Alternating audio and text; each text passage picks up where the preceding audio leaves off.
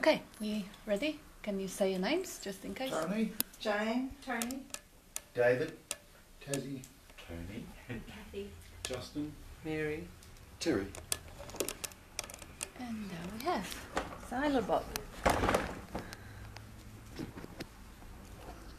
Oh yeah. Good morning.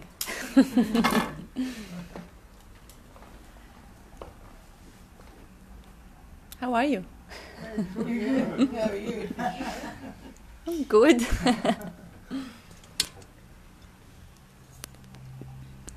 Yes, so everybody knows what it is about. Nobody who's new.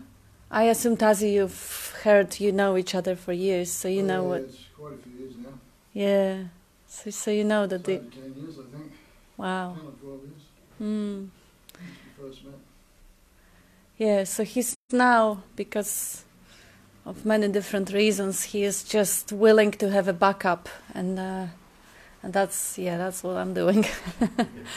I'm a backup till he is moved to speak. I kind of start him off, so I kind of repeat certain pointers, and if it starts him off, he will jump on board and he will pick from there. So let's hope this will happen soon. It's not about me. Get on with the message.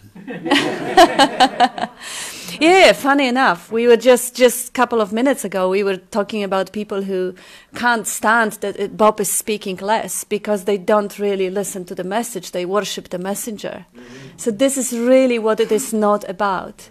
It doesn't matter who speaks it and how they speak it, whether it is Bob or is Santa Claus or whoever. It is really about what is pointed at. It is really about the pointers. And if someone really wants to see the moon, they won't be looking at the finger. So it really doesn't matter how it is said. It is some sort of a difference between a vocabulary of one teacher to another, and it's good to stick to one type of a vocabulary because otherwise they seem like they contradict each other. But only if we stop with the words, only if we stop at the finger and not look over past to see the moon. Because if we do, we know that it's just one thing they all are pointing about in a different ways, just one, the non-conceptual awareness, pointing beyond pointers, pointing beyond concepts, beyond mind, beyond names, labels. We call it awareness or presence awareness or being or Satchitananda or space or silence or God or stillness or Shiva or whatever the names we put on it. We are talking about just that one. And Advaita calls it one without the second or one without the other, because second people confuse as a time, one in the moment of time. But this is just all about this one. So every pointer that is ever used, the intention of the pointer is to actually bring back the non-conceptual awareness or the knowing that we exist without the story. Who am I without the story? Who am I if I don't think about it? What is the world if I don't label it? What is everything? How is it known without interpreting it through the computer there? So Bob is often showing how this came about because this pointer is actually quite helpful to understand that the way we conceptualize the experience is conditioned since early childhood. We were brought up to label. We learned language. So we started differentiating things. We conditioned our eyes and our ears. The mind operates senses to actually distinguish between objects and overlook the space. Distinguish between sounds and overlook the silence. This is how the game is constructed. This is how the Maya, the play, is constructed. If not for that, there would be nothing. But it comes with the byproduct of it. Labeling comes with the labeling self as the other, as separate from the world. And if I am the self that is separate from the world, I'm vulnerable, I'm fragile, I'm threatened. And now I'm suffering. I'm inferior, I'm unworthy, I'm not good enough. And I'm trying to find my way out. And my way out is also sought in the mind. I heard Buddha says there is a way out of suffering. Oh, somebody says there is an enlightenment.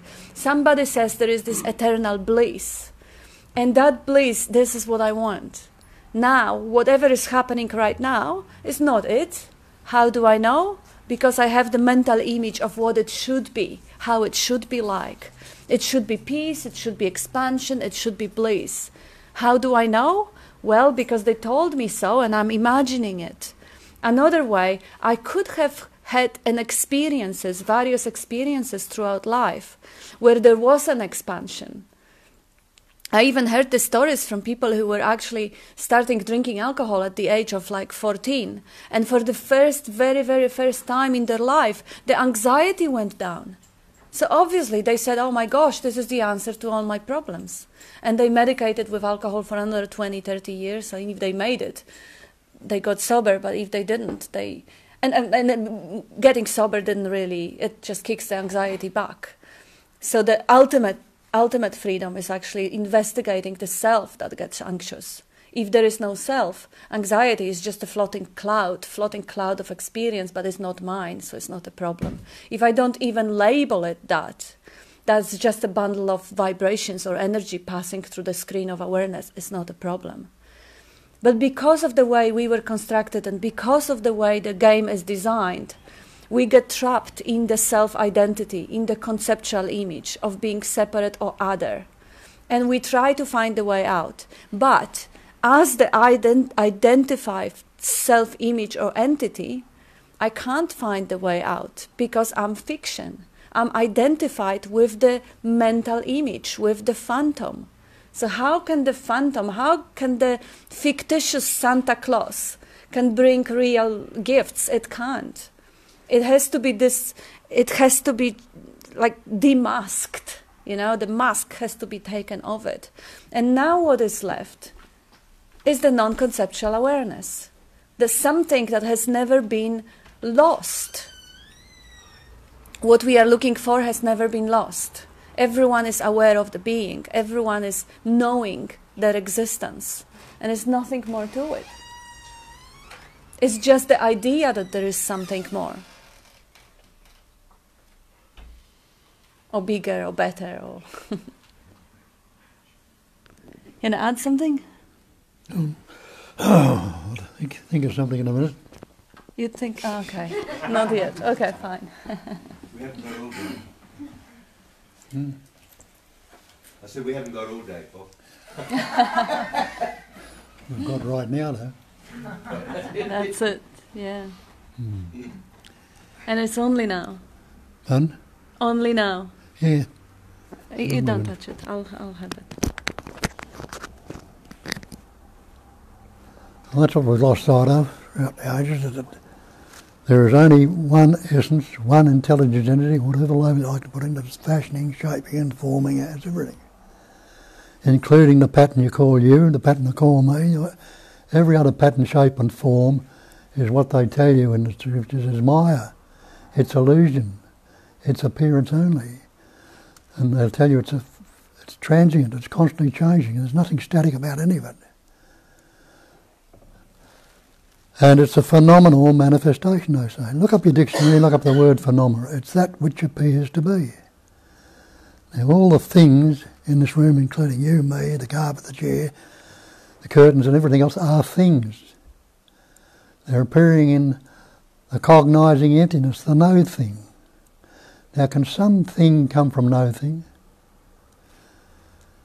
It can't really. So the things, the pattern, shapes and forms that we take to be real are not. They have no substance or any self-nature. You're told this in the scriptures too when you look into them. You hear all these great religions have formed around these truths, but they've lost sight of them, Ethan. They put this on it and that on it and give it something we've got to get or something separate. And my daddy's better than your daddy, my religion's better, or my football club's better than your football club.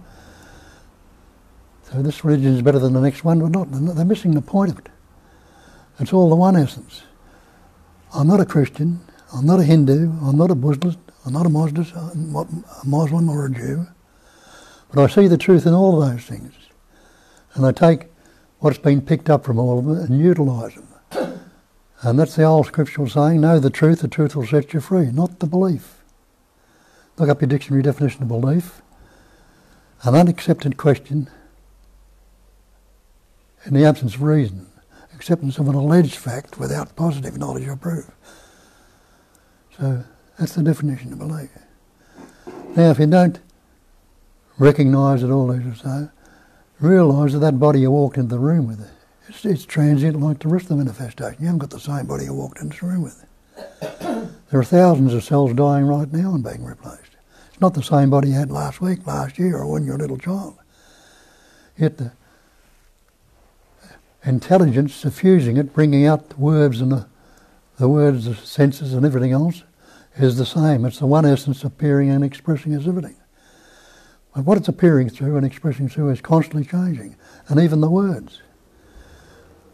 When you understand the word's not the real, it tells you in the Bible, in the beginning was the Word was with God, the Word was God. Nothing was made without Him, without the Word, all things were made with the Word. That's all God is Word. We put that conceptual image of God on it, take it to be something separate and a part of it. Give it some personal power. But there's only one power. It's omnipotence, omniscience, omnipresence. 3 aspects of the one. Only the one. Never been anything other than that. So in the beginning was the Word was God. The label was God. Nothing was made without the Word, all things. So have a look at that. I ask you, when did you begin? You'll say, I was born, but can you remember your birth? You can't remember your birth. How many words did you have then? How many words did you have while you were in the womb being formed? Didn't have a brain at one stage. Yet that intelligence energy was forming the pattern, shape and form through the food you've eaten and the prana, the energy, and the genes of your father and your mother, all formed that particular pattern, a unique expression. And so you didn't have any words when you're in the womb. For the first 2 years of your life you didn't have any words. And you're realising that when you reach the capacity about 2.5, the capacity of reasoning developed in this human pattern. And that's a capacity that other animals, birds, insects don't have, that particular capacity. But they have other capacities that are more developed than our capacity of reasoning is. A bird, for instance, has got eyesight that's much sharper than yours and mine will ever be. It has the capacity of flying. We can't do that, but through the capacity of reasoning, we've learned to build ourselves eyeglasses, binoculars, telescopes and things that enable us to see better. Through the capacity of reasoning, we've built helicopters, planes and all balloons and things like that enable us to fly. A dog has a sense of smell that's much better than yours. See, the chameleons can change colour. Insects can form chrysalises and grubs and build cocoons and things like that. So they all have different capacities. We have this capacity of reasoning, and through that reasoning we've learnt words. And look at that, every word you've ever spoken or ever likely to speak has been learnt. And you're probably even learning new words today. I'm still picking up new words today, forgetting a lot of the old ones, unfortunately. But a lot of the new ones. And understand that, the word's not the real. You might have used all these words all your life, but the word is not the real. Take the word water. Can you drink it? Can you swim in it? Can you wash it? Can you drown it? You can't. Not in the word. Does the word fire burn your mouth if you speak it? You can't cook with it, heat yourself with it, or do anything at all with the word. What's this word I or me then? Look at it in the same way. Me or I is a conceptual image you have about yourself. Instead of seeing it as a pure functioning intelligence energy, you relate it to this conceptual image. I'm Bob, the Australian, the good fellow, or not so good, or had a bad childhood, or I'm unfortunate. All these concepts are added onto it, all these words, which are not the actual, not the real.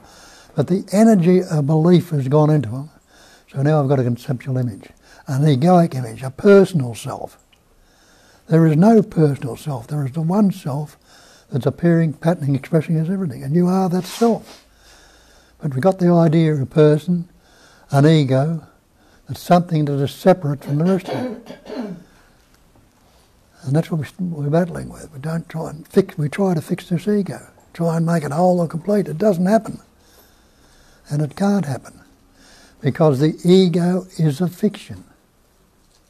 People try and get out of this ego and all this, not realise it's a fiction. It doesn't exist. It has never existed. The belief was taken on with the words, and the belief is seemingly real. We go back into that belief, believing it's real, constantly move into it, and we constantly get locked back in it again. So we've got this concept about ourselves, and we're reinforcing it every day. Our parents reinforce it for us. Our schools, society and nations are constantly reinforcing it, and we are reinforcing it ourselves. And when people come here trying to become something, if I do this practice or do that or listen to this word, I will become enlightened or realised. Becoming is not being. Understand that. And is there anyone in this room who is not being right now? You're not becoming, you are pure being, right here and right now.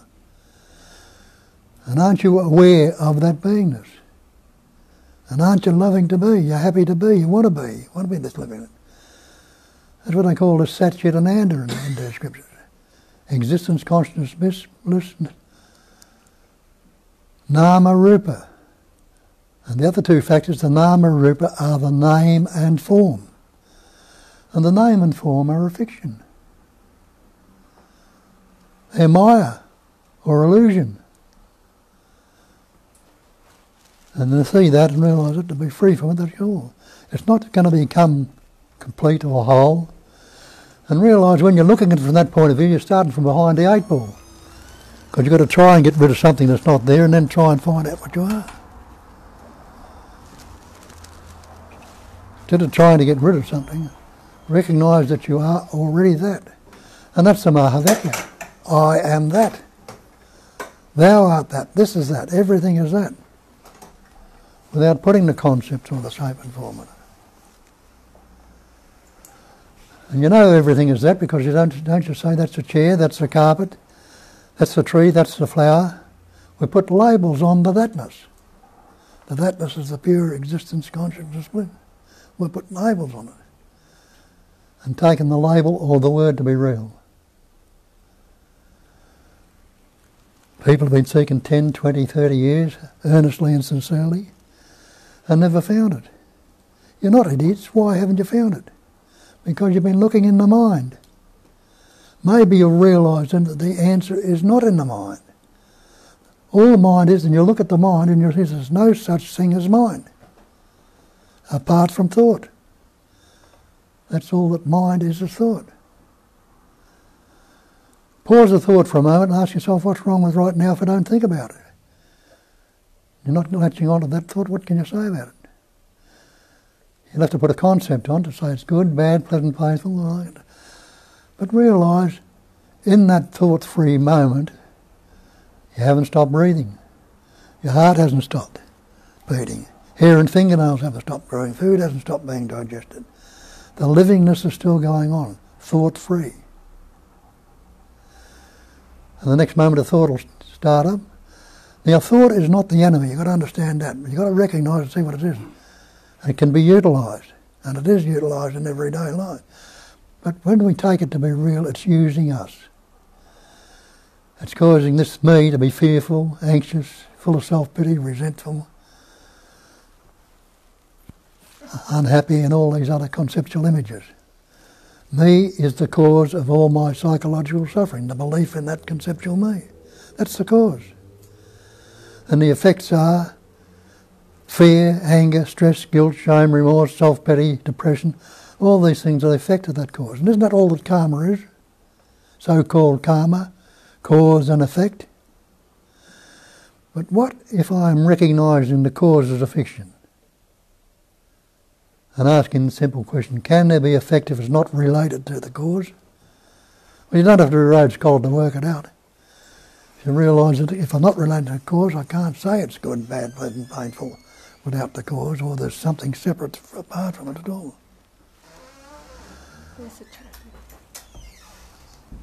So, see, so-called karma, though there's appearing to be seeming karma in the manifestation, it's a non-effect. And real, hey. So that's what we're pointing to all the time, that you are already that. So instead of trying to get something, whether you understand it or not at this moment, start from the fact that I am that. And take it from there. Can you negate that beingness? Can you say I am not? You can't. I am. Is the basic knowingness. So you can't negate the beingness. Is anybody who's unaware right now or not knowing? No, you realise I'm a conscious at the moment. I'm not unaware. I must be aware. Anyone who's not loving to be right in this moment. Yeah, not sure. Yeah. Well, even the not sure. Drop it and see. I sort of can fake it. I can fake it. Yeah. Well, yeah, as I say, see if you can negate that beingness, the knowingness of knowing to be. How were you able to say I'm not sure? Wasn't there a knowingness there that was enabling you to say it? I feel fairly sure. Yeah. You know. Also, you hear. I mean, you I'm didn't. here. You didn't I'm- commit I suicide. know I'm happy to be here. Yes. Yeah, you didn't So it's commit paradoxical. suicide. So Yeah. if you didn't really want it to be, there's the easy way out. Anyway, that's my feel. Good recommendation. And then you're saying you're here. You put that concept in this particular side. Is there anywhere you can go which is not here? Anywhere you can go or be which is not here? No. No. Why are you making a big deal out of this, man? Just because, Unusual, you. just because, you know. Yeah, why not? Yeah, cool. Yeah. Contribution. It's an absolutely amazing, you know, experience. Have a look at the mean, see that it's not real. Yeah. How does this work? Well, everybody is seeing right now, and the thought comes up, I see. As soon as you say, like, I see, you brought an I into it, you brought a subject into it, a seer. I see the chair, that's become the object. So can there be a seer without seeing? There can't. Can there be the seen without seeing? There can't. So seeing is the actuality, and the subject-object are the concepts. The same with the thinking, the tasting, touching, smelling, the sensing it. All we put labels of concepts on. And they tell you in Buddhism the great perfection is non-conceptual awareness. It's that awareness without any concepts on. The great perfection, what can you add to the perfect? Nothing at all. The smallest thing you put to it wouldn't have been perfect. What can you take away from it? Nothing at all. So you are already that great perfection without conceptualising. The great perfection is non-conceptual awareness. Something comes up and I like it. How do you know? Well, I've had this experience before, or this thing that's going on, this thought or feeling, and I like it. If you don't realise that everything is transient, no matter how much you like it, how much you love it, how much you want to keep it there, it's transient. It's going to change. We don't want it to change, so what do? We resist it. And recognise that any resistance you are in conflict. And any conflict you're in makes you anxious, fearful, unhappy, depressed. Uneasiness. What's another word for uneasiness? Dis-ease.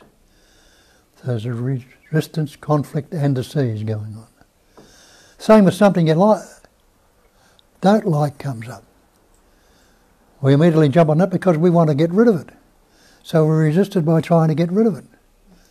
Resistance, conflict and dis-ease. Going on both ways, whether you like it or dislike it, and all the pairs of opposites.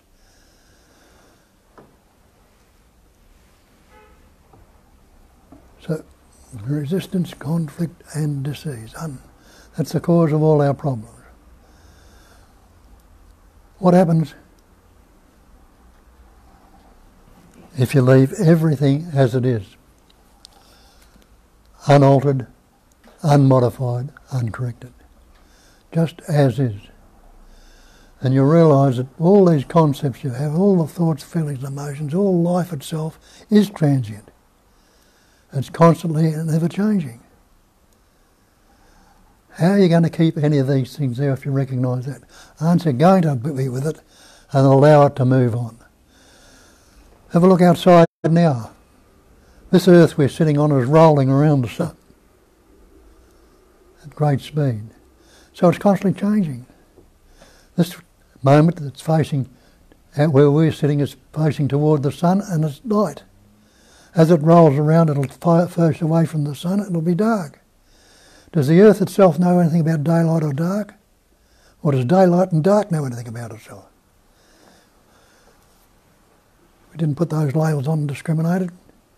It'd be just as it is. And you'd know what to do in the moment, which we do. So we've got to recognise this conceptual me and see it's a fiction.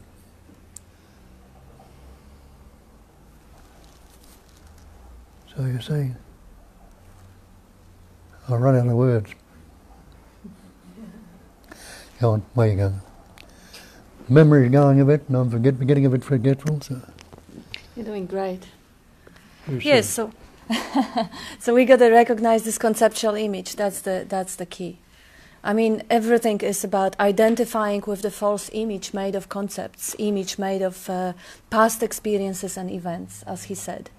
And we can see very easily how conceptual it is. Like people who are actually Bob's old associates, as I mentioned before, they actually think I'm primitive, power-hungry, manipulative, whatever, bitch or monster or whatever.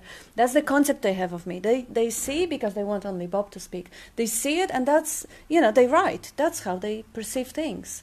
They look through their own filters, through their own projections, and that's the image they have. Is it who I am? Not in my experience. My best friend has an image of me that I'm wonderful, I'm awesome, I'm absolutely glorious, I'm happy, easy to be around, and a fantastic travel buddy. Is that who I am? No. That's also a limited image. That's something. I'm the totality. I'm none of it. I'm not the bad one or a good one. I used to have image of myself. I used to think that I know what I am. I thought I know what I was. I thought I was vulnerable, fragile, afraid of rejection or whatever, sensitive person. I thought I was this. And is that what I am? Well, I was so convinced this was what I am that if anybody would actually even point at this, I would take it personally, I would get offended, I would get trashed. But at some point, Bob helped me to see that this is not what I was. The sensitivity, the vulnerability, the primitivism, the awesomeness, they're all just labels, they're all concepts that we put on ourselves, and we may embody it, like we may wear them like a jacket, we may identify, yes, this is me, I agree. But this agreeing is only in the head. This is only conceptual. Any image or any concept that you can have of yourself, I'm the body, I'm the mind, I'm good, I'm bad, I'm primitive, or I'm awesome, or I'm fragile, or I'm inferior, or whatever, they're all thoughts, they're all concepts. And this is where it actually gets, this is a turning point when you actually realize that you cannot know what you are. Non-concept, none of the concepts will ever fit what you are. You are the mystery, you are the life, you are the totality, you are a mystery, you can't know it. Like what would you have to do to know something? You have to be outside of it to actually be able to observe it. How can you know yourself? When you get outside of self to observe you, you're already that outside thing, you're already not you anymore. So then it's just completely impossible to understand. Bob says it in one word. The answer is not in the mind. You can't find the answer in the mind. You can't find who you are, what you are, and what everything is in the mind, because there are only thoughts there. There are only labels there. There is no true in thoughts and labels. So you can't ever, and nobody can ever find out who they are or what they are. The only thing that we are left with is I am. I know that I am. I can't deny it. This is not a belief, this is a fact. Everything else is a belief. As Bob said before, unquestioned acceptance of something. Unquestioned acceptance. I can, the guy who calls me whatever monster, I can accept it and suicide. Or the girl that calls me awesome, I can just get narcissistic and egotic about that, or I can accept my own vulnerability, acceptance of something and taking it for a gospel, believing, oh yeah, that's it, that's true. That's still a belief. That's not a reality. The only thing that we know without believing, the only thing that we know for certain is I am, existence. Even when we forget the words, the I am, the sense of existence is still there. That's the truth. Everything else is Maya. Everything else is belief, is illusion, is manifestation, and is transient.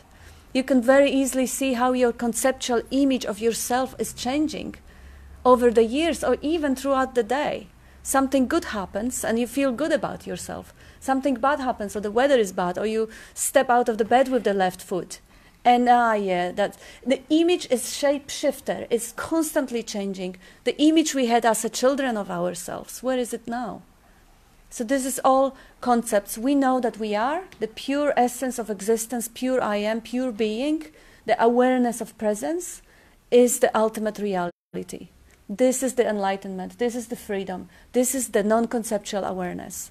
Now, on top of that, shows up all that different transient images. I'm a woman, I'm Polish, I'm this, I'm that, or I'm monster, I'm awesome, I'm inferior. This is just the changing, passing experiences. Those are labels that are coming and going. They're totally to be questioned. They're not to be trusted. Because if they are, if the identification comes into it, if the beliefs comes into it, it goes with the package. It goes with suffering. It goes with need to defend that image. It goes with need to beautify that image, work on myself, grow, improve, get better, as the life expressed through me. That's no good. As God created me, God is an idiot. I have to make it better. I mean, it is how ridiculous it is, really. So finding out the truth of our existence, the awareness of presence, and abiding as that. As Nisargadatta says, diamond of good fortune. Rest the awareness in that I am. And ignore the distractions. Just forget about all that passing phenomena. And of course they will show up. They're beautiful. They are to be appreciated. The weather, oh, what a gorgeous thing, weather. Inner weather, my moods, my, whatever, the energetic experiences in the body. Outer weather, the circumstances, inner weather, whatever is happening within in the inner world. They all the same phenomena, passing phenomena, manifestation. They to be loved, absolutely. They to be celebrated, absolutely. But taking them for reality comes with the package, comes with suffering, comes with needing to be right, needing to convince others that what I believe is better than what you believe.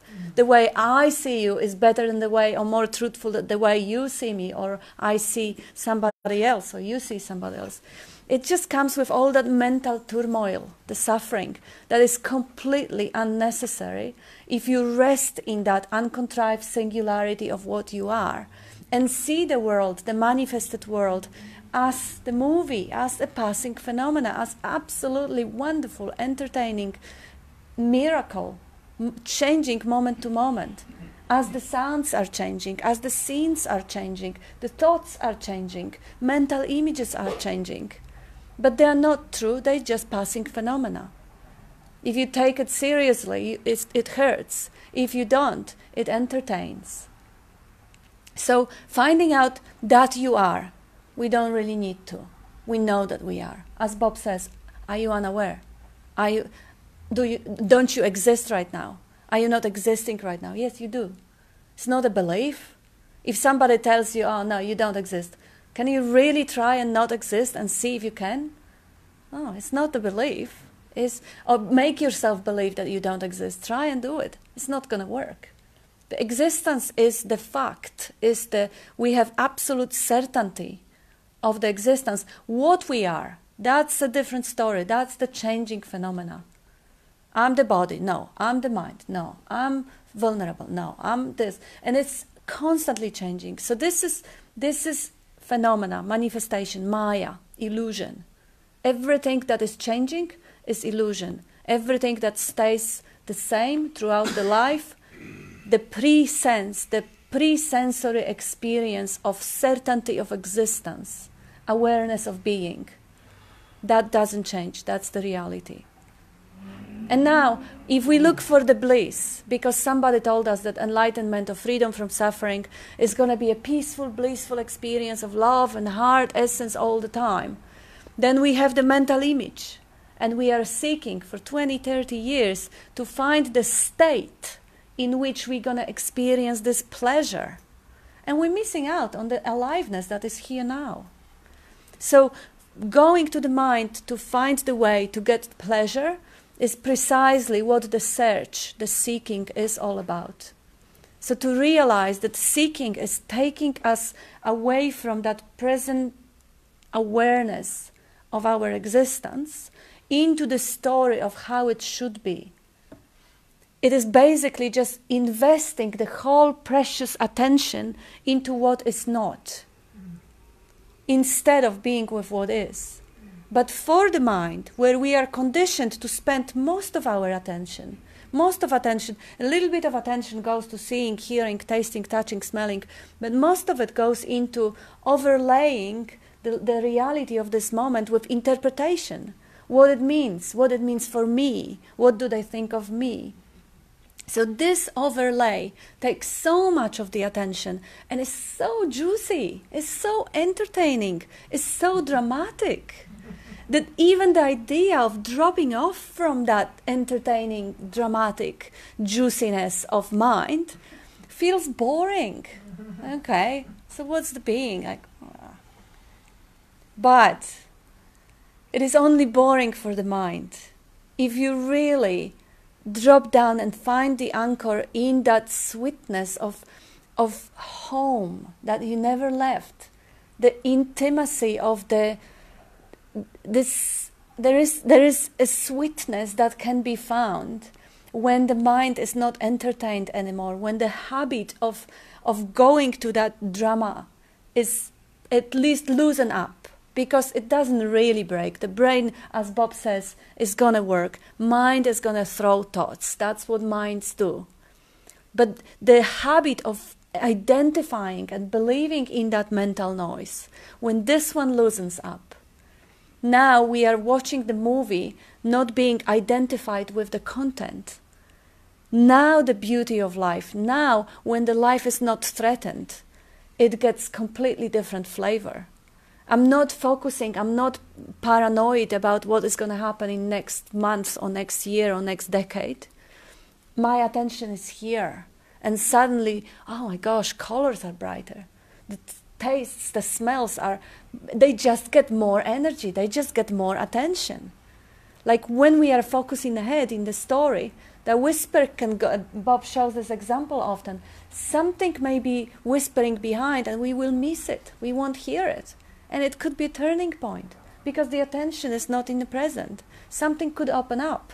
But we are so busy with the inner dialogue that we miss it. And then life is just so... the aliveness comes back when the drama is actually abandoned and we just come back to this essence, the core, the heart of the existence. And it is reasonably easy. Just pause the thought and see who are you without your story. Who are you if you don't think about it? And see that you still are. You still exist. Bob is saying on the level of the body, the heart is beating, even though you're not thinking. The blood is being pumped, even though you don't think. But even if you don't really worry about the body, because of course, the heart is beating and the blood is pumping when you think about it and you conceptualize it and you have the mental image of what is going on. Without mental images, you just are. Pure existence. And it may take a while to find the taste, to recognize, reacquire that sweetness of being again. And the distraction of the mind can be still, it's almost as if we used to put so much salt on our food, so much salt and pepper, that if you put less, it kind of is tasteless. It feels like, yuck. Because we got used to that drama. But anyone who was having any problem with abusing chilies or salt and had to cut it down because of the doctor's advice. I heard many people telling me, even Bob had this after he quit smoking. He couldn't taste anything for a month or so. Was it a month? And then you started eating sunflowers, you said. And the taste buds slowly started getting alive again. So same, this is so spicy. There is so much salt and sugar and pepper and chili. Is so much drama there that the sweetness of vitality, of aliveness, is completely overwhelmed by this. But when we cut down on that distractions, like this taste of a sunflower, the taste of the breath, of breathing the body, of the energy going through the body, suddenly you can sense other people's feelings. Suddenly you can, and there may be negative feelings too, and you're still okay with that. Because that's what life is displaying, that's what life is presenting. So it is an invitation to question whether recreating and re-embodying the conceptual image forever and ever and getting into this juicy drama which has its highs and its lows is worth it, or maybe if you find yourself here, there is a time to a little bit of a reconditioning or deconditioning, disillusioning, like recognizing thoughts for what they are, the thoughts. Recognize the images for what they are, the images. Enjoy them for what they are. Don't take them to be reality, because that takes you to completely different level of aliveness. The dream will go on, but you will see the dream, you will enjoy the dream just as much as you do already, because nothing is really changing apart from that little trick of the reinterpretation, retranslation of the mind. When mind stops translating everything as relevant to the me, which doesn't exist, dream goes on and is as beautiful or more. It goes on. The dream, waking up from the dream, this is not what Advaita is about. Waking up to the dream is the offering. Waking up from the dream is inevitable when the body dies. But when the body is still alive, realizing dream as a dream. That's what Nisargadatta says. You remember the quote? The dream is not your problem? Yes, you're dreaming a dream you call the world. Stop looking for ways out. The dream is not your concern. Your concern is to love one part of the dream and not the other. He says, love all of it or none of it. And the rest will be done for you by the same power, or would you like to call it power, the same essence that brought you into existence. It's growing you, it's breathing you, it's beating your heart, growing you from a little embryo of sperm and ovum coming together to what you are today. And the person is not reality. When you look at that word persona, where does that come from? Persona, the mask. We've got a mask of concepts we put on and hiding our true nature. We're hiding our reality and believing in the fictitious entity we've taken ourselves to be. That's what I say at the start. I can't teach you anything, I can't tell you anything. All I can do is point toward and ask you to look, to do it for yourself. You realise that nobody can ever teach you or tell you anything, because they're all of us are pattern shapes and forms appearing as something real which we're not. Another way I put it is, I'm not talking to anybody, I'm not talking to any mind. I'm not talking to that body-mind entity you believe yourself to be. I'm talking about that sense of presence that expresses through the mind as the thought, I am. Just to this, nothing else, to that sense of presence. Anyone who is not present right now, without any concepts on it. Even if you think, oh, I'm not present, well, that's a concept you put on it. Drop that too. Then I am present. But you can't negate it, the actual knowing without even mouthing the words that you are right here and right now. So everything is always and ever and only that. So if you've got any questions or arguments or talk about it, get into it, bring it about. Nobody is ever going to do it for you. Just a matter of simply seeing it for yourself. And there is nobody who is not seeing right in this moment. But seeing this and seeing that, you've lost sight of it, the true seeing. Seeing it, everything as it is. Unaltered, unmodified, uncorrected. Any alteration, modifying or correction will come about by the natural functioning, not by you trying to manipulate or do something about it. Just the same as every breath you take is a fresh and new breath. You think you're taking the old breath in? No.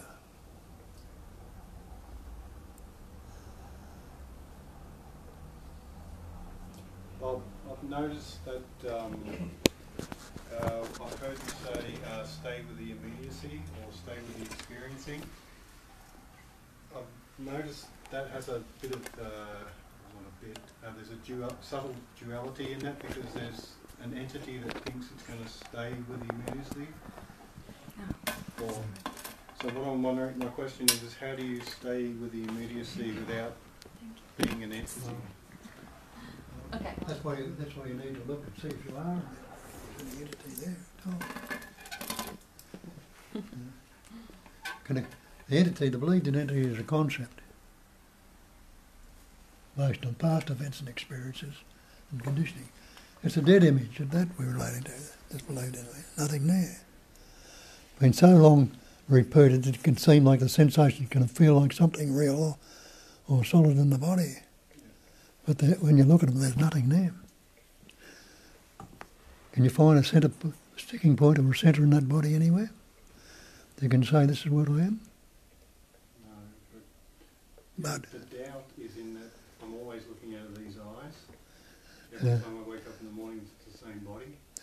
So even though the scenery may change and the body may age, it's still the same. But if the life dropped out of it to the night, what would you wake up in the morning? Sorry?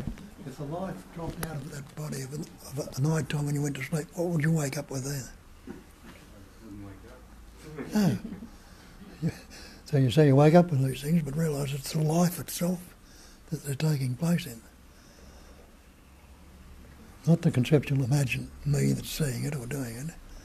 But it's been reinforced day in and day out. It seems very solid and substantial. And see, it's not. Nothing there when you investigate. Funny enough, the same thing happens when people actually, especially professional drivers, they identify with their cars. But also there is this psychological scale I don't remember.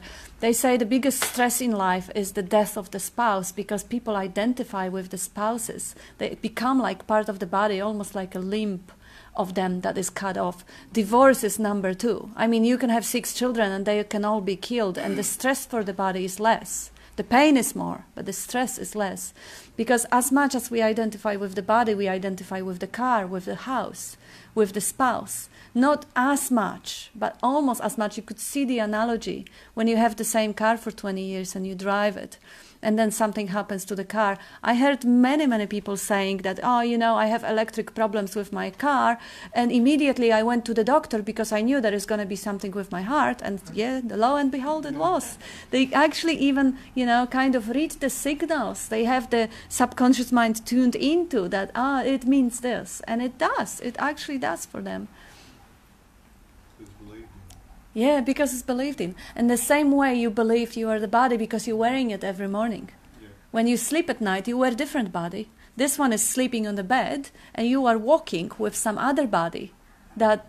This one is sleeping, so it's obviously not this. And you believe that you are the other body that is walking. Until you wake up, and then you again take this body that is you. And that's the only problem you've got, the belief that you're a separate entity, an individual, an ego, and all the things that go along with it. And the Sagata tells you that. He says, nothing can trouble you excepting your own imagination. Break that word down, imagination, down to imagine. Imagine. And realise we're creating mental images, mental concepts all the time, and believing that there's something there. There is an image there that has some substance or any independent nature. It hasn't. Thank you. said before about in the beginning was the word. Yeah. Can you sort of explain a bit better that? I don't quite understand. When you say in the beginning, you mean the beginning of the dream or the beginning? Well, there was no beginning, obviously. So People think everything began. When did you begin? You'll say you began at birth, but you had no words then, so you can't remember your beginning. And you don't really remember anything about yourself till you've learnt words and start imagining questioning. First couple of years of your life, you did all sorts of things without the word. And we've taken the word to be real and function in the word. So when you say in the beginning was the word, it's when the body starts to use words. Is that what you mean? Yeah. We think we... Beginning of the ego, of the conceptual image, Yes. of identification with the image. Because life was going on before, like when you were in a womb or when you were a little baby, you didn't really need the words to exist.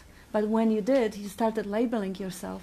And that was see, even the word beginning, there is no beginning if you don't put the label, the word. And then also with the whole dream, whole separation comes with the word.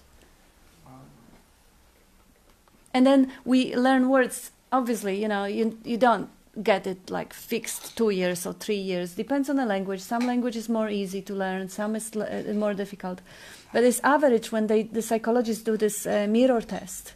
When they put a piece of paint on the baby's face, and the baby is looking and it's not recognizing itself. And at some point, it does. It connects, the reflection, the me. I'm this. And the labeling starts. And since then, they start craving for, because baby, obviously, it needs love and attention. It's vulnerable. It needs the mother to be happy. It needs to be a warm, loving family. But now, it takes responsibility for it. Before that, it was pleasing the mother, laughing or smiling or whatever, completely naturally, just like dogs and cats do. And at some point, the tension comes with it. Oh, my mother doesn't love me. There is a me now. So that's when all the problems start. Yeah.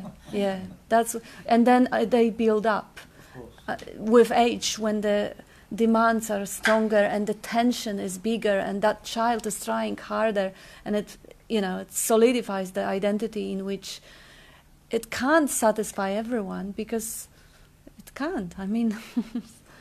And we carry around all these dead images about what happened to us in our childhood and this, that and that, and throughout life, all the things that have happened. They're now dead.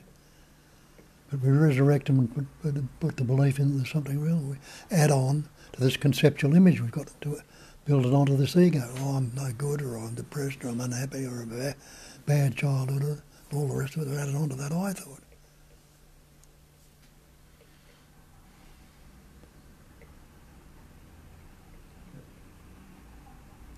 And that, on the beginning was the word, is a statement from the Bible. So it is, the way I was explained that Bible is basically just a imagery or a set of analogies to actually explain the creation in a way that could be understood by the common mind. But if you really take it literally the way Bob shows it, it shows literally, like, the whole concept of the reality is a thought in the universal mind, is a word in the universal mind. And this word becomes flesh. It becomes real because it is believed by the life essence. Life essence embodies its own creation and gives it a reality. The same way as you believed in Santa Claus when you were a child, or people believed in flat earth, and they experienced it. This was a reality. And now they experience the reality of galaxies or whatever they believe now. The belief is, the non-duality is only one. There is not that there is an energy of belief, an energy of life, or energy of awareness. No, this is just one thing. It's all one thing. But it's almost like fuel. This fuels everything. So whatever is the thought or the word, and when it is believed, it is a reality. That's why some people have gone back to the flat earth. Absolutely. Right? So it's just their belief. Yes. So what is not belief? If you question absolutely everything, there is one thing left that you can't question. That's the fact of your own being. And this is where the non-duality is always coming back to the facts, to the certainty, not to the beliefs. Everything else is belief. And the mind can never know who it is. You can only know who it's not. Exactly. Yeah. So we spend all this time going round and round and round and round and round and round and round and round, and the mind's still trying to figure it out. It's never going to know who it is. Never. It's only going to have beliefs. So if we can't use the mind, what can we use? Can anybody show me a thing called mind? Yeah. And who is we? Yeah, Boiled again, though. Yeah. What's happening if you're not thinking about it? That's the answer, Tony. Yes. Yeah. Bob says, show me the mind. And you say, who is we? That what else can we use than the mind? So there is no me to use the mind or anything at all. And there is no mind to be used either, because mind is just a stream of thoughts, one at a time. And we know this when you say, I don't mind. Somebody's saying something you don't like. You say, I don't mind. What's it mean? You haven't taken it on board. It's not going to disturb you. So there's really nothing there. It's not acting on it. Yeah, we say things sometimes we don't understand what we're saying, Yeah. but it's real. Yeah. We just brush them off as a stupid saying, or you know. Just, And then the other one is it doesn't matter. that's right. That means it hasn't congealed into solidity. Doesn't matter. It's not letting it matter. Spirit and matter, that's the opposite of spirit. Spirit is a subtle aspect, matter is seemingly solid. All this manifestation material. But if you say it doesn't matter, you're not concerned, but you haven't taken a concept about it. I don't mind and you don't matter. Totally correct.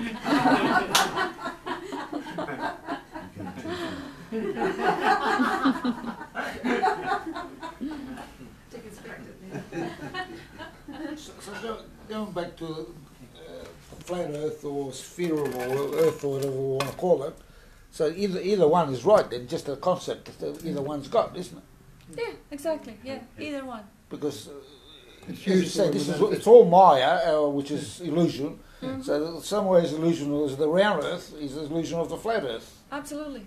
Yeah, you got it. You got it. The concept that is dominating the science right now can be broken in 100 years and they will have different picture. We don't know. This is all concepts. I mean, the priest used to say don't eat meat on Fridays, and now they changed it. You know, There you go. they do what they like. Yeah, there you go. So, why Nature of the mind. why was meat no good then, and it's good now? I mean, the cow's still a Yeah. cow, but then and now. And see, where is the earth right now in present experience right now? It's only a mental image. Whether it's flat or it's round, it's a mental image, because the direct experience is the content of this room and maybe a little bit of a sounds out there. But the rest is just mental image. And it's an image that's cognising or seeing. You and I are images. And whatever they say, it's just the megaphone of the universe blaring again. Yeah. Eat meat, don't eat meat. Yeah, yeah. And every mental image, everything is made up of that same life essence, that same substance. Is the wave made of the same water from the ocean? It's just how it plays. It's just having fun with itself. And do you think the Earth really gives a shit?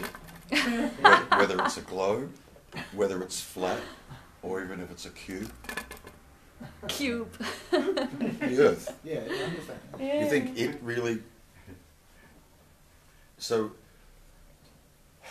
what it is that brings in the distinction is word, which we get taught. That's what brings in the distinction. Is there a beginning without word?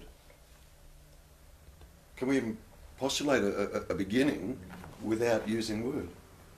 No, can't, because everything Yeah, labelled it's just with a is. word. Right. Yes. The chair, the cat, the dog. Right, now, and is the word the thing?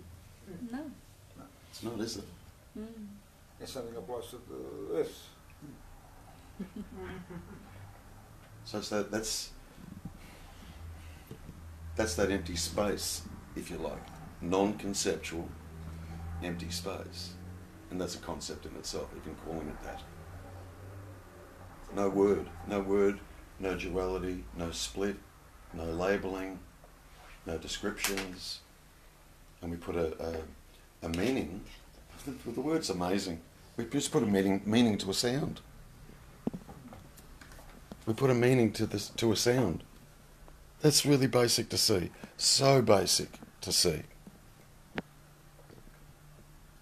And words are sound symbols, they symbolise things. That's what they mean. Without that, there would be no meaning to any word. Yeah. But then in this, what we call this dream, it's essential, isn't it? It is what Otherwise it it wouldn't is. work, would it? It's fantastic. It is what it is. It's to be appreciated. It's amazing. It's a miracle that the mind can have symbols and can represent things that are not indirect experience. Yeah. It's cool. There's nothing right or wrong with it. Yeah. Only when you take it for the reality, you suffer. Well, I said right or wrong. I mean, what I'm saying is, if we didn't have words, we wouldn't be able to communicate. We wouldn't be able to. Yeah. Another way of trying to verbalize. The system wouldn't work, would it? I don't know. It wouldn't be like it is now. That's the way I understand It's it. complexity. Yeah. Another way of trying to verbalize that is, could there be non-duality without duality?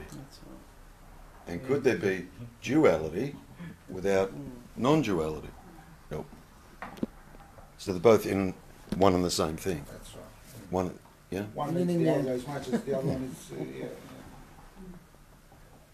One If the complements split, the other. if the split's not there, I know this is it's really hard to describe this, but if that split's not there, if that dual split doesn't occur, then there's just an absolute singularity and it knows fuck all. There's no dream. There's no split in it. Can't know anything in that split. Just is. Is. And then So what caused the split? who cares? There's an expression. there's Who wants to know? look, people call it a lot. People call it a lot. People call it a love to be. Yeah. They're all concepts, man. But the reality Like is, everything else is just a vibration of energy. Yeah. Vibrates into different patterns, shapes and forms, just like energy stirs in the ocean and forms a wave. What is it? Nothing but water. Yeah. that's really, that's so important. That the questions that you're asking are really important for you to see. In relation to word, in relation to sound, in relation to in the beginning was the word. Yeah, I've heard that so many times. I've never really understood. Of course, people don't. Great question. People Yeah. don't. Yeah. And you only need to kind of have just a little bit of a glance at that. Is there a beginning without a word? Yeah. Now that you put it that way, yeah, I understand that. There's not, is there? There's not. So what is it that comes into being via the word? What is it that comes into being via the word? What? Come on. Consciousness. Well, let's get really basic with it. You. Me. Them. Everywhere. Yeah. The one. Yeah. The one and only. Yeah, and Bob touches it all the time. The reason we have no memory, the reason we can only remember back so far, is because of the word. Yes, right. If the word's not developed, if the word is not known, there's no split. Just being. You see kids, babies on their back, tripping out like loving to be, and they're like 6. You know, it's not like you're cracking a joke and they're getting your joke and they're laughing at you. Do you know what Yeah, I mean? I noticed on my grandson. Yeah, Yeah. he'll sometimes he'll smile at you, like, Yeah. and that's it. Like, Even if you make a face, Yeah. you don't have to say anything. But there's no word or conceptuality going on in the child yet, in the 6-month-old child, That's right. because it hasn't learnt word yet. yeah, I've seen it in my grandkids. I've And got- then the other one does the learn other the one's a word, bit just older that now, it's he's different. 3, and he's changed. I've noticed a big change in him, because now he's become me, mine, Yeah, everything that's me. If I gotta go somewhere, me too. He always, now he's developed that ego or that self, me too, he says, you know. So in the absence of word, in the absolute, and you know, I was going to say try and imagine it, then you're imagining it with word, but in the absolute negation of word or thought, let's just assume you could know that for a second, okay? No thought, no mind, no split, no conceptuality, nothing. Where's Tony exist in that? Where are you then? There is no time. Okay, so what you just told me is, what Tony is nothing but words and sounds and thoughts. That's what Tony is. Yeah. Well, that's that's the idea, rather, of what you think. Yeah, Tiny well is. done. Yeah. This is good. What'd you say, Dan? So the point is, like when we speak of the open mind of a child, an infant hasn't learned to conceptualise. Non-conceptual state is still here. Yeah. It hasn't gone anywhere. Yeah, absolutely. Never been affected, never been lost. Mm. Yeah. So to think of it as something that was occurring in the past, No, it's just obscure. Yeah. of course, when someone says a small child can't conceptualise, it has no identity, because it hasn't yet learned the words to identify itself with. It doesn't know it's a boy or a girl, it doesn't know, it doesn't have a name, it knows absolutely no idea at all, has no idea, there's no idea. Well, that absence of ideas, that total emptiness, is still here now, right now, right now, right now. Yeah, absolutely. So to conceptualise it about something that only happened to a child in the past is not really useful unless you turn the attention directly to now and see, is it still present here now? Is it still here now? Is that non-conceptual state still here now? Beautiful. Absolutely. Otherwise you'll stay in seeking it in the mind, you know. So the object of that pointer is to examine now, right here. Is that emptiness still here? Christ says, be childlike. Mm-hmm. What does he mean by that? That's Like, exactly really? what he means. Yeah. What does he mean? It's exactly what's being pointed out right now. Be childlike. Be like a little child. And Bob says you are already that, Yeah. right here, right now. It's nothing lost. And to all intents and purposes, it's gone in the moment of the conceptualisation, and it's there when the conceptualisation stops. So really, for all intents and purposes, it goes and comes and goes and comes. It's just where the attention goes. You know? It never comes and goes at all. It's always available. So it Attention. never comes and goes at Well, all. for all intents, as far as this set of Even immediacy in the goes. deepest daydream and the deepest fantasy you'll ever have in your mind, Still there. still present. Yeah, it's kind of conceptualisation. It's really The what, base what's is noticed, present. The what's- attention moves. So you can't really, because I see you are talking about two different things. Yeah. You are talking, and you're right, you're talking about the non-conceptual, ever-fresh presence awareness. It never goes, it can't. It's the ocean. But the attention moves into thinking, into other things, and is spent elsewhere. It's never lost even then. No, of course it's not There's lost. no knowing that it's Not- lost. yeah, of That course it's it's still not there, lost. though, because the attention's there. This Yeah. mechanism It's doesn't never know. actually It's ever there. covered up or obscured in any way, ever. No, it's not. It's only seemingly so. The clouds are illusion. They're only thoughts. They're not real. It's just like the space in this room, you know. Mm. The emptiness is a prerequisite for the room to be in, the house to be in, you know. We didn't build the house and then bring the space in. Before words start, before we learnt words, there had to be the space for those words to arise and the natural intelligence to understand them and remember them and learn the meaning of them, you know. Yeah. Ultimately, yes. Spot on.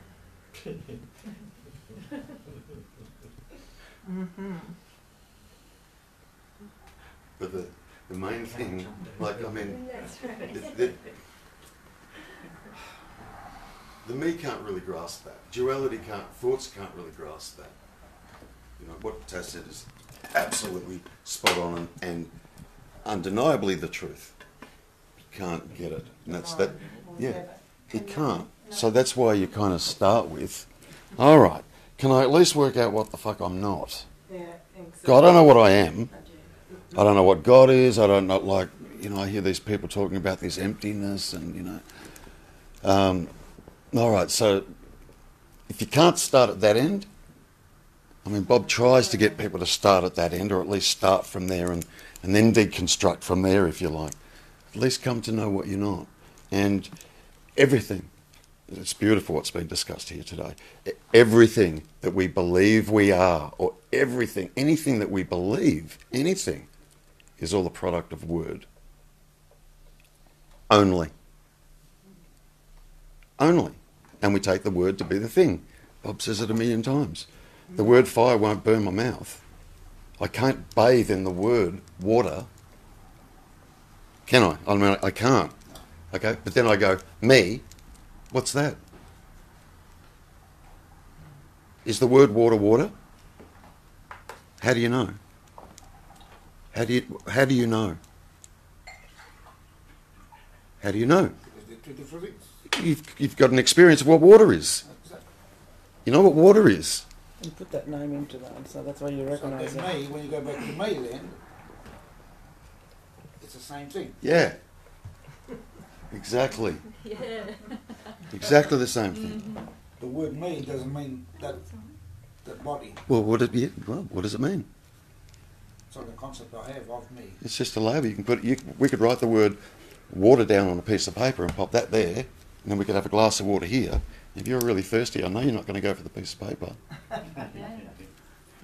Put an L into. That was good. You're not going to go. You know what I mean? Because you know. Me is the name, the image of your body is the form. So me is the name. Beautiful. What'd you say? Yes. Name and form, Name and Namarupa. form. When you say me, that's the name of this body. Yeah. When you say me, when the word me arises, whether you notice it or not, an image of your body also arises. Spontaneously. That's the way words work. If you hear the word blue, immediately you see, mentally you see blue. Otherwise you wouldn't know what blue meant. That's right. Yeah, I understand that. So every time you say me, I, myself, every time you refer to a personal entity, you're referring to an image of your body. And it's just an image. That's all it is. The same as the water and the actual glass of water. Yeah. Absolutely. Yeah. And it's you need to see that. You need to see I've it. got my eyes open, man. Directly. You're getting there. Yeah. That's Directly in your good. own mind, you see how your mind works. After a while, you see how the mind works and see what we're talking about. How name and form and learning words has built the conceptual world, and including the person that lives in it, which is a conceptual person living in a conceptual world. But underlying it all is your presence. You're always present, always present. Does that go back to when you said that Yeah. there's no, when you look, That was a quick cat. I see he's there. I see. when you Mind said reader. a couple of weeks ago, you said that when you look, there's no head. And I've heard this I'm somewhere having else no too. head, yeah. There's no head, and whatever we see actually pops up. So in other words, what I'm looking now, the room, that's all exists in my reality, just this room, It's appearing in awareness. right? And But- outside, but outside for me doesn't exist. Yeah, but what we generally do is we go, I'm in the room. I'm in the room. Whereas the reality is the room is appearing in, oh God, I'm going to say your awareness. And that's incorrect, but I'm going to say that. But see what Taz just pointed to you. You know, there is Namarupa, me, which is the word and the mental image, and there is presence. Like Terry was talking about the piece of paper with the word and the glass of water, water. Yeah. Now you have the me conceptual image and the sense of presence, knowing that you exist. So which one are you?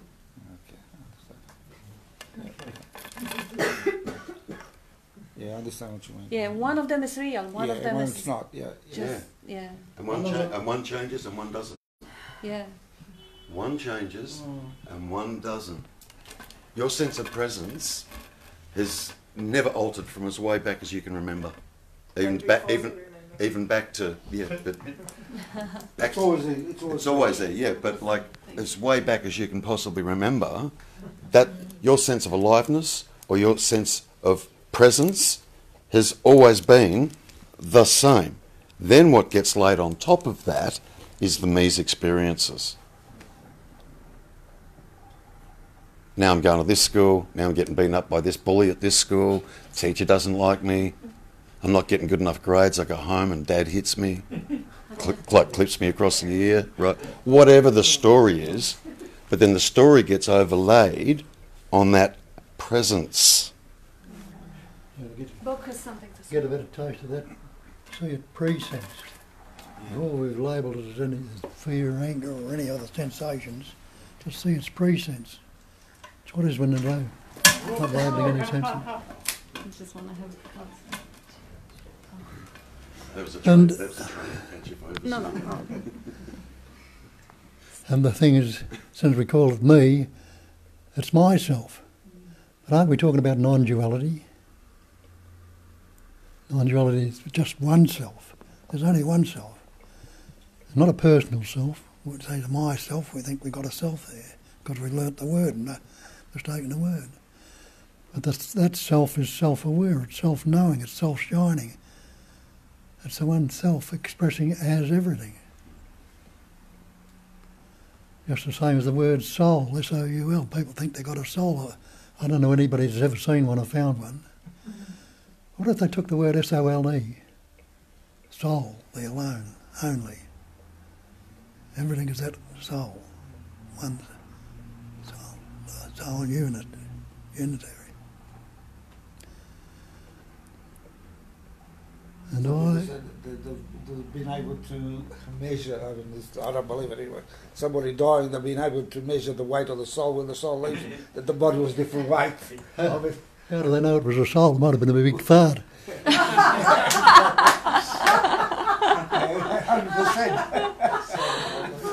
Could be the last one. The last big fart.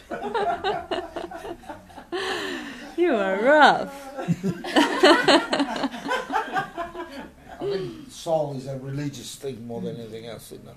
It's just a nicer way of, because ego has negative connotation and soul is kind of having a sweet connotation. You know, I want to get rid of the ego, is my shadow, is everything bad, and my soul is my virtues. And it's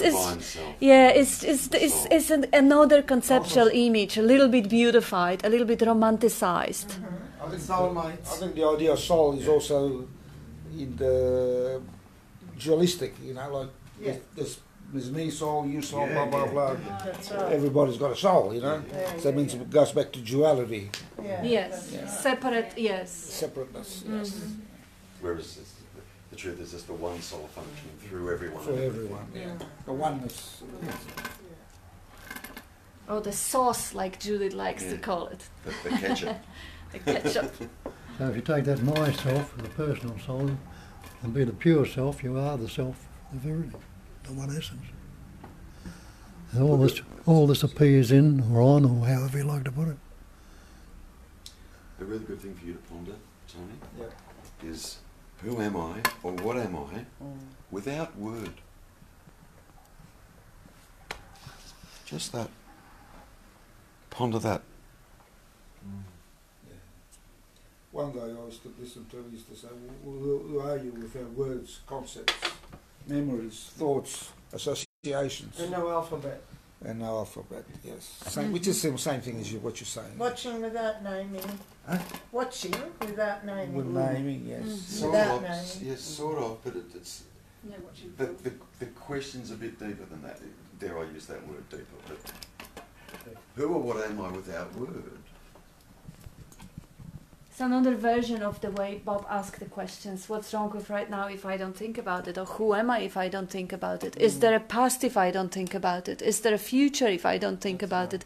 What is there if I don't think? Is there a viewing position if I don't think about it? Do I disappear? Yeah. Without word? Oh, interesting. There's a beingness without word. Wonder if that's it. The word will go. But that's okay. But our whole identity, the whole identity is just based on word, and word is just a sound that we give a meaning to. And I've the said, sound is just a vibration. Yeah. A little bit of everything. I've said it a few times. You know, that if like right now in the immediacy of this moment, every thought that started bouncing around in your head was in Chinese. Like seriously, Chinese.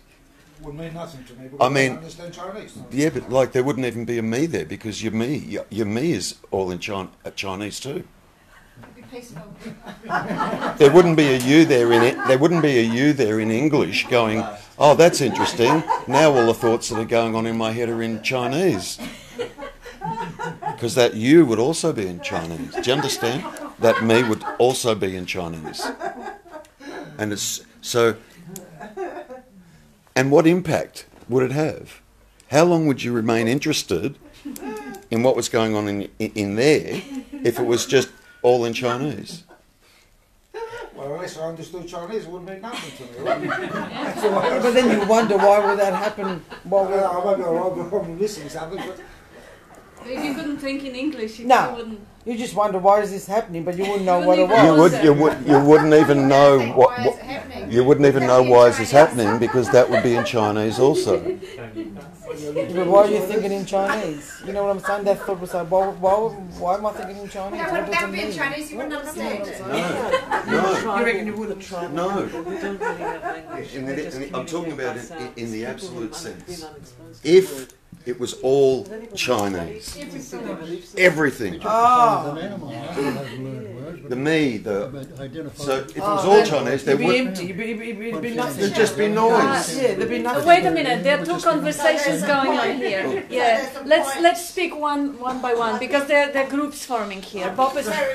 Terry's trying to make a point about. I would say prioritize what Bob is saying because he's not gonna be here forever. He's the boss. So what were you saying, Bob? I've finished it. It's all right. Oh, come on. Come on. Bob's word is more important. Yeah? Oh, Okay, so just, next time just wait till someone finishes because it's rude. Sorry. Do you understand what I'm saying? Like, can you? Thank you.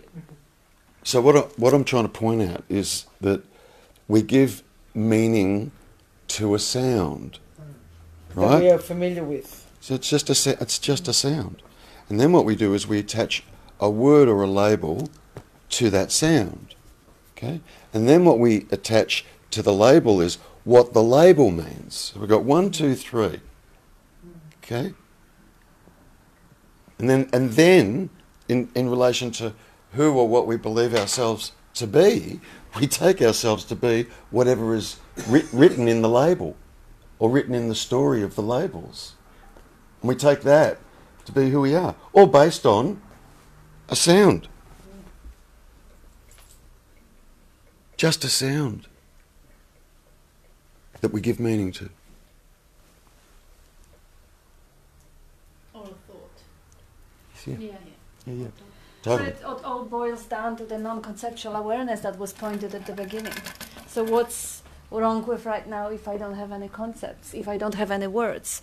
This is what Bob is often quoting the Dzogchen saying, great perfection. You want to say it? What's the great Who perfection? talking? Oh, come on. I wanted to get him back on board, sorry. Yeah, anyway, the great perfection is non-conceptual awareness. So it's awareness without words, awareness without concepts. That's it. And that is there all the time. That cannot be lost. The awareness of presence, the awareness of being, it cannot be obscured. The aliveness, the consciousness of existence, or whatever way we want to put on it. Now the thoughts are not obscuring it, like Tassi was saying. They're not. They're just clouds passing in the sky, and they're not real. They're transient. They're not even real. So if the thoughts are appearing on the non-conceptual awareness, and they are recognized from that non-conceptual awareness as thoughts, they're not a problem. Thinking's not a problem. Images, even images. Like I remember my first conversation one-on-one with Bob, not only I could see the conceptual image that I had of myself, and I've seen it for the last time because I could never ever make myself believe that bullshit again. But also I realized that we can't really function the way the computer is constructed. We don't really function without concepts. We do form concepts. So I asked Bob, how do you function without having concepts when people come? And he says, concepts come up. They come up. What's the problem with that if you know they're just concepts? So I can have concepts about someone or something. It's not a problem. But I understand this is just a concept that came up. So the conceptual image of me, if it would ever come up, it would be a conceptual image of me. It wouldn't be a problem. It doesn't because it doesn't, but if it did, it's not a problem. The images I have of other people or they have of me, that's okay. That's why people who call me whatever they called me, they can't hurt me because they are offending an image, conceptual image they have of me. I am the mystery, I am the life. How can they touch me? And they are not separate from me. They're just another wave on the same ocean. And the play within the images and the thoughts and concepts is just appearing on the surface of that great perfection, non-conceptual awareness. So coming back to that, what everyone is saying, back to the point where, yeah, what's true? If the thoughts are really not given the priority, if they're not given the importance, they're there, but that's okay. What's there underneath, or what's the screen on which all the thoughts, the images, the identities appearing? Because that's the ultimate truth. That's what everyone is looking for. They're looking for bliss, for experience of pleasure, physical pleasure or light or love or something, some imaginary ideas that they have in the head that they think they will find in future. While here, right now, this great perfection is fully available and is fully expressing as everything, as every thought, as every sound, as everything. It's just there. It's just too close to the eyes to be seen. But it can't be missed either. It can't be denied. So there's nothing really to find. It's really just something to lose. It's to lose the illusion that there is me which will gain that pleasure or that bliss. Both the bliss and the me are just concepts. In non-conceptual awareness, there is no me and there is no pleasure or enlightenment or ecstasy or bliss or whatever. They're all in the head. They're all mental images. So there's no me, right? Then who's talking at the moment? It's only one. There is no one talking. It's just life expressing as everything. That's why Bob is saying on the beginning, I'm not talking to anybody. I'm not talking to any mind. It's just one life. You know, it's the same way that cat is meowing and the dog is barking, people are talking. But this is the life that makes them use the voice box and express the unique pattern of personality, the conditioning that they are. So it's not me talking. Happens, but we take it as I'm doing it. Exactly. That's precisely it. Okay. Life happens. I'm not beating my heart. Life does it. I'm not speaking my language. Life does it. I often comes and take credit. No, I'm breathing. Life's not breathing me. I'm doing it. I'm blinking my eyes. I'm growing my hair. I'm digesting my food. No. Life does everything. The credit-taking habit, that I take credit for what life is doing. I am keeping myself alive. I am going to work, raising my children. Which is the false ego, as we call the false ego. Exactly. Ego is a credit-taking machine. You wanted to say something? That's what the Christ told you a couple of thousand years. Take no thought for your life. What you shall eat, what you shall drink, what you shall wear. Look at the birds in the air. They don't sow crops or gather into barns and all the grain and store it up. And the lilies in the field, even Solomon in all his glory couldn't create all the colours that are in beauty in them. And it says your Father's good pleasure to give you these things, you know. And he's talking about the Father, not talking about Big Daddy or anything else, but that life essence in which everything is the base of everything. To give you the kingdom and to create all these things. And most good ideas are simple. Yeah. So when you actually see the truth in everything, including the Bible, in Shakespeare, in you know what Bob says, you see it in everything. You know, and most good ideas are simple. Let's get Fernando voice. He had a question or a comment. Yeah, question. When you are speaking about bliss, you told me that presence is no bliss. You mean the way you experience presence is not bliss? No. I am asking when you are telling. You are telling that presence is no bliss. You are referring to normal happiness or ananda. Ananda, the Satchit Ananda, the last portion is eternal bliss. Yes, yeah. So, which one you are referring? Well, this is a very good question, because a lot of people are looking for that bliss, and they think they're gonna find some imaginary ecstasy. They have imagination of the bliss or ecstasy or orgasm or whatever. While the bliss of being is very true, is very real. If it's unobscured by all the distractions, there is a sweetness to the being. If you leave your head and you drop down to that, you know, it's a place like home. It feels like resting in the heart of hearts. There is a sweetness to it. But that sweetness is also, you know, because the mind is dualistic and is invested in the Maya. And this is how life wants it. That bliss is, you distract yourself from it. So it's not that, Bob does he look like he's experiencing a constant ecstasy? Ask him, especially when he was in a hospital and they cut off his hip and they put the artificial one. It wasn't very blissful, I can tell you. He was screaming out loud. But yes, the bliss of being, there is a sweetness to it. If the distraction is for a moment absent, if you don't really focus into the drama and you rest in your heart and it's peaceful, it's blissful, it's sweet, it's there. But again, because you spend your attention elsewhere, it almost feels that's why people often come to the point where I had it and I lost it.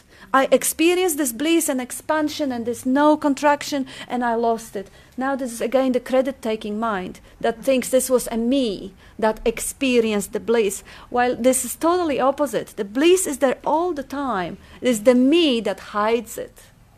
So the bliss doesn't lose itself. It is the Satchitananda doesn't lose itself. Is the depth of the ocean.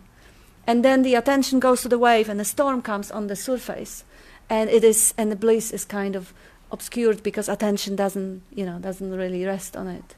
You'll never get peace of mind. The peace is when the mind is not. That's why they call it the peace that passes all understanding. If we've got peace, we're looking for something we can understand and grasp with the mind. But it doesn't happen.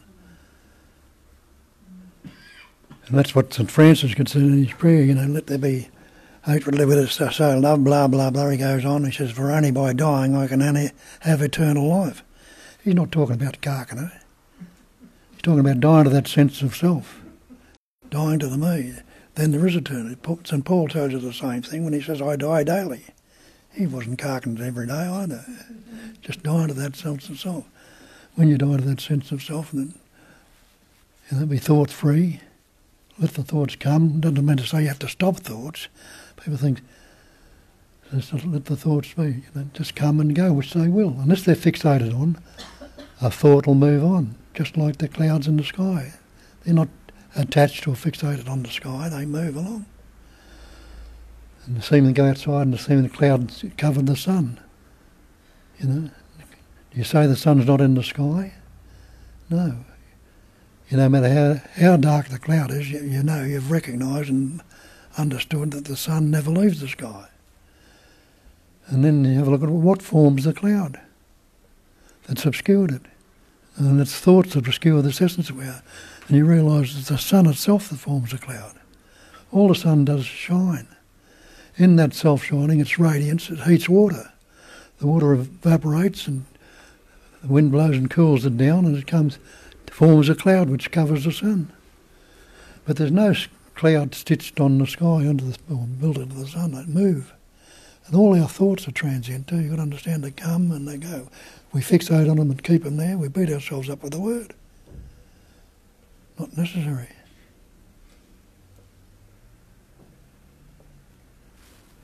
Can I ask something there? Could you just briefly repeat the question again? No, I was just asking Kat about she was talking that presence or we were talking about came that it is no bliss. So I was asking her if it is the normal happiness, the feeling, or it is ananda, it is something different. Okay. So, thank you. So my question to you would be, why do you need to know that? There is no need. There was no need. No need? But just came out. Yeah. So there's absolutely nothing attached to that anywhere. No. Somehow it just came out and impulse came. Yeah. But if you ask me now, there was no need. Beautiful. Yeah, wonderful. I'll shut up. And that's great that you let it come out, because a lot of people can have the same question and they don't dare to ask because they're shy. So it's beautiful if you let it come out, because someone can hear it. We have people from Europe and America watching. They can benefit from it. And that's it, Bob is saying. Now Bob is telling us that the time has caught up with us. And you want to say the last word? Oh. The last word of Bob is silence. Yeah, silence is the best pointer. It's, as Nisargadatta says, my silence sings, my emptiness is full. Just takes place in the silence and stillness. Yeah. Could you repeat that, Bob? I missed it. My silence sings, my emptiness is full. And then the singing streams in your memory of the tune will be playing in your head and come up with a song. As it's not disturbing the silence very much, is it? Beautiful. Thank you. Thank you. Thanks, Bob.